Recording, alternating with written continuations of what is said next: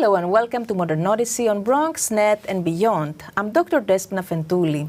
Today in our program devoted to 250 years of American democracy and 205 years since the beginning of the Greek Revolution, we explore the deep historical and cultural ties between Greece and the United States, from shared revolutionary ideals to enduring influences in education, faith and public life. We will also examine the role of the Greek diaspora and Philhellenism, as well as the continued celebration of Greek independence through community events such as the Greek Independence Parade in New York. Today we are honored to welcome Lou Katsos, a distinguished leader of the Greek American community. Born in Sparta, Greece and raised in New York, he built a successful career in construction and academia while dedicating himself to service and Hellenic causes. He is an Archon of the Order of St. Andrew the Apostle, a founder of the Ecumenical Patriarch Bartholomew Foundation, and currently serves as chairman of the Parade Committee of the Federation of Hellenic Societies of Greater New York. He has also played a key role in the rebuilding of the National Shrine of St. Nicholas and remains actively involved with organizations such as EMBCA and AHEPA. Hello, Lou. Welcome to our show. My pleasure being here, Despina. Lou, let's get started with very important questions in relation to the United States and Greece. There is a powerful connection between Greece and the United States in relation to the shared ideals. How did ancient Greek ideals influence American Revolution, and how did that revolution, in return, inspire Greece's fight for independence? Don't forget, Despina, that the academics of the period, including the politicians of the period who went to universities, they all had classical education. You couldn't go to college, let's say, in the early American period without knowing Greek or Latin. So a lot of the ancient works relating to democracy and the concepts that we talk about in terms of liberty and all the rest of that were actually things that they learned in school in the actual language itself. So certainly the Hellenic language affected that. But beyond the Hellenic language, it was also a period where you had the neoclassical period, for example, where not only dress but furniture, art, and architecture and things of that nature were also in a classical mode. So they definitely were affected by ancient Greece. They felt an affinity to ancient Greece, by the way, and the concepts that the philosophers had put together. They felt to a certain degree that all those concepts created a situation where they wanted to be free from oppression, in particular as it related to what was happening in the British Empire at that particular time. So there were shared causes and... No, absolutely, and don't forget, many people don't realize that even in early American history there was a linkage between modern Greeks and America. For example, the first battle that was ever fought overseas by American forces had to do with the Barbary pirates. And in fact, when you have the famous Marine song that talks about Tripoli and the from the shores of Montezuma to the halls of Tripoli, let's say, that Tripoli, in fact, when the Marines were there, the people, there were more Greeks actually fighting in that war, the Battle of Darna, than there were Americans. That was like in 1805. So there was an early linkage between the two parties. And of course, Corais had. Well, Corais had correspondence, obviously, with Jefferson. There was linkages, intellectually and all the rest of that with the intellectuals of Greece who were in the diaspora at that particular time. Yes. How do you explain the historical paradox that early Greek constitutions were very radical, very progressive in terms of human rights, the abolition of slavery, but at the same time, they excluded women from the status of the active citizen, although women contributed a lot to the Greek struggle for liberation?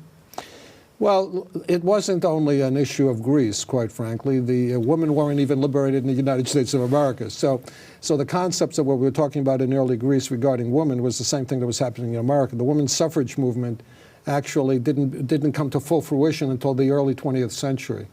But there is a linkage, though, between the women's suffrage movement in the United States and the Greek Revolution itself. Because during the Greek Revolution, and many people don't know this, in America there was what we called the Greek fever period of American history, and that was in the 1820s.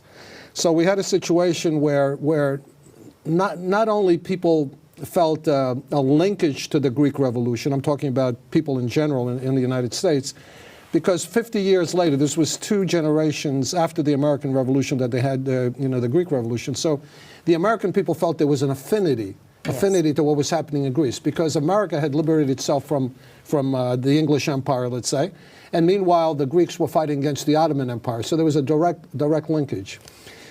When the revolution broke out,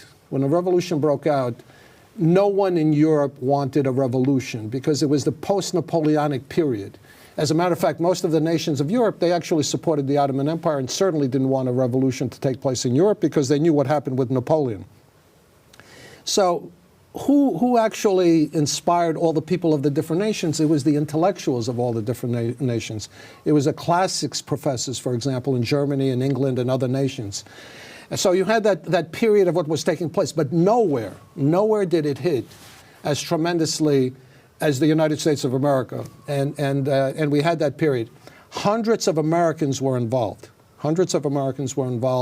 They raised money. Some people went and fought in Greece, and we can talk about that if you like. And also in the United States, it wasn't only men that were involved, it was women. And for the first time, they were actually involved in these type of issues. They had never been involved in those type of issues before because everybody felt that the woman must be in the home. But women were actually involved in all those things, raising money, sewing things, having dialogue and writing letters to women in Greece, a correspondence with people, etc. And they became very active in that movement. And they also became active in the rhetoric of what was taking place in America regarding the support of the revolutionaries, to take care of slavery where you had Greek slaves within the Ottoman Empire. All these concepts combined had a tremendous effect on the United States. And the rhetoric that was used for the Greek cause, in America, was the same rhetoric that was used then by the abolitionists of the United States of America in terms of freeing the slaves, but also the same rhetoric that was used by the women's suffrage movement that took place. In America, we have to understand that when the Civil War ended and we had free slavery, there was a battle within the women's rights movement. I don't know if most people are aware of that. One group said, okay, we're going to free the slaves and later we'll take care of the women. There was another group that said, no, we want women's rights right now. Yes. It was the battle that took place over decades until the early 20th century when they had full suffrage. So the Greek Revolution had a tremendous effect in America in terms of the abolitionist movements and the women's suffrage movement. At the same time, in the 19th century, the most famous statue in America was the Greek slave. The Greek slave was a Greek woman that was basically bound in a slave market and being sold. That in itself, the women who saw that in itself saw themselves also to a certain degree as slaves. So I don't know if that's a direct answer to your first question, but it's definitely relevant to what you said. Yeah. And speaking of the role of the Hellenic diaspora that played in the Greek Revolution, and both through the organizations like Philhellenism and through the broader Neo-Hellenic Enlightenment in preparing intellectually the Greeks to be freed. Can you give us a comment on that? Well, I'll talk about the diaspora for a second. Again, most people don't realize that there was more Hellenic people in the diaspora than they were in Greece itself when the revolution took place. So and it was organized outside of Greece. And it was organized outside because there were intellectual movements and all the rest of that, Vigas Fereos and even others before that who were talking way before the revolution with regards to freeing the Hellenes, let's say, from the Ottoman Empire. You had the Philiki Eteria, which was in Odessa, obviously that also supported freeing the country. But then again, you had merchants from around the world. Many people don't realize this. They know that the Greek shipping fleet, for example, is the largest shipping fleet in the world right now. And maybe the audience may not know this, but right now you have probably about 85% of all world trade is through shipping. And 20% of that world trade is with Greek shipping. So they are the largest shippers in the world. At the time that we're talking about, they also were merchants throughout Europe that were Greek, actually, that were involved in financially supporting the revolution. So, you know, that was part of it, certainly. And at the same time, they believed, as Corais was saying, that if there is no education, then people will not be really free, because democracy might lead to tyranny, another form of tyranny in a way. Well, certainly education was important, and the concept, you know, this is one of the myths, by the way, but I'll mention it. One of the myths is that they, in Greece, what was then occupied Greece, let's say, that people weren't getting Hellenic education and all the rest of that. It's a myth. There were no secret schools. There were schools all over Greece at that particular time. There were libraries. There were intellectuals within Greece itself as well as in the diaspora. But were there certain places that they were not allowed to? No. That's basically a myth. That's basically a myth. So? Okay. And as a matter of fact, yesterday we had Professor Dimitriou who went into some of the myths. That was one of the myths. Okay. How were the Greeks, if you think about it, were able to preserve the language over these years? And the Greek religious faith, the Greek Orthodox faith, despite the oppression they were experiencing, and also the financial pressure they're experiencing during the Ottoman rule. Well, you know, that's another thing that people have to understand. People were allowed to speak their language. Don't forget that within the Ottoman Empire, you had segregation based on religion. Okay, so the Greeks were part of what they called the Rum, or the Romyi, the Rum millet. The Muslim had their own millet, and the Jews had their own millet, etc. So they had really their own system, where they had their own education and all the rest of that. So no one really stopped anyone from speaking Greek. As a matter of fact, again, most people don't realize in mainland Greece, whether you were a Muslim or someone who was a Greek Orthodox, that the language that was used was the Hellenic language. It wasn't the Turkish language. Okay, so within the Moria, for example, where the revolution started, everyone spoke the Hellenic language. Very few people spoke Turkish in that particular time, including the Muslims who were there, who were, for the most part, people who were, let's say, changed their religion from Greek Orthodox to the Muslim faith. Again, that's another thing. In the court of Ali Pasha, who was the Muslim Bonaparte, the language of his empire, let's say, was the Greek language. It wasn't the Turkish language. Again, people don't understand that. In the Poli, for example, and in a lot of parts where there were Hellenic people, Greek was the standard language of the time. And what about the religion, though? Because you know that there was forced Islamization, janitary. The religion, like I said, within the Ottoman Empire at that particular time, there was segregation by religion. Yes. There was segregation by religion. So no one really affected the religion, because the head of the Rum Millet was the Patriarch of Constantinople. In other words, he was part of the Ottoman system. The same thing with the Armenian, Patriarch, and the same thing with the Jewish chief rabbi of Constantinople. Okay. And we mentioned that, but I would like a little bit more to elaborate on the American Philhellenes who support the Greek cause about the independence. And they did have this admiration for ancient Greece. At the same time, American culture, as you said before as well, was also influenced from the ancient Greek ideals, including politics, social movements, such as abolitionism. But also, it's an interesting part to remember that architecture was also influenced. It was the Greek fever time that you mentioned before, that they started building courts and big spaces, revival styles, and also giving Greek names to different cities around the United States. That's true. That's true. As a matter of fact, this state, New York State in particular, by the way, has a lot of Greek names. But there's only 3 cities in the United States that were actually linked to the revolution. That's Greece, New York. That's Skio, which is for Chios, New York, and also Ypsilanti. Those are the only 3. But around the nation, for example, there's all these classical names. And New York, per se, in particular, the middle of New York, central New York, has the most classical names anywhere in the United States of America. And that had to do with a classics professor who basically partitioned out, in those days, when the revolution ended, the American Revolution, they partitioned out the middle of New York State to give land to those who fought in the American Revolution. And all those cities, all those towns, etc., have Greek names or classical names.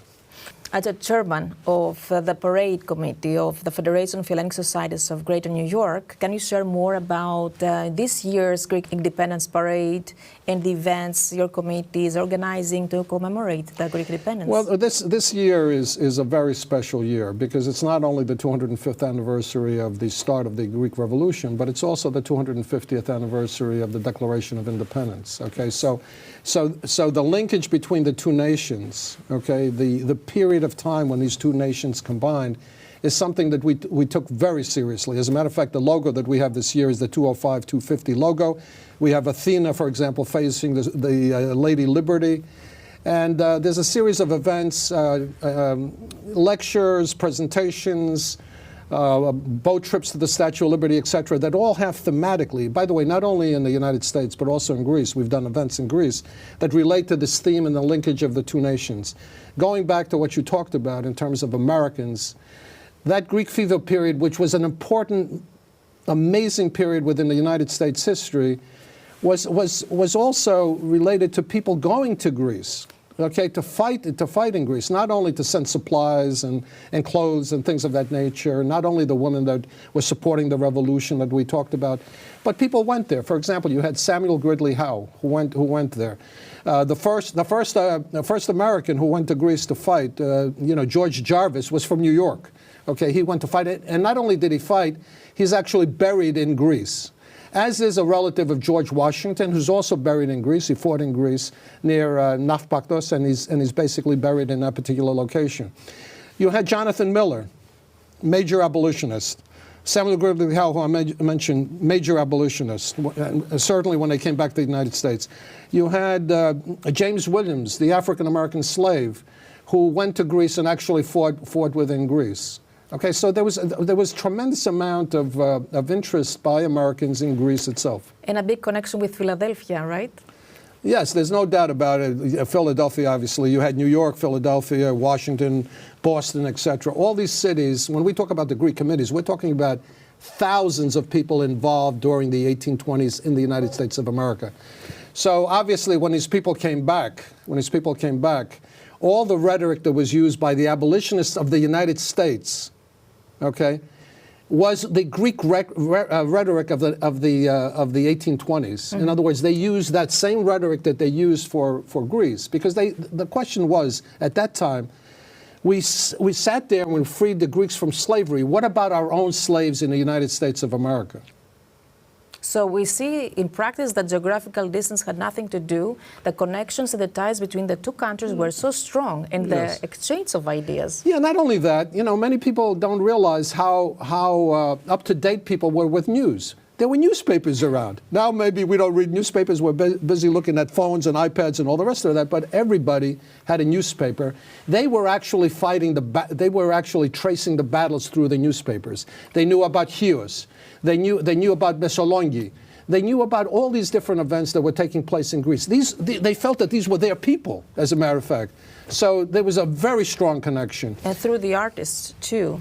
Well, there were artists, certainly. You had Delacroix, you had all these other artists that had all these let's say, what we call today propaganda, but they had all these things that to demonstrate what was taking place. People getting killed, all the rest of that, massacres that were taking place. And these were important events in the United States of America. And then something else that people don't know, and the book hasn't been written, but it will be finished this year.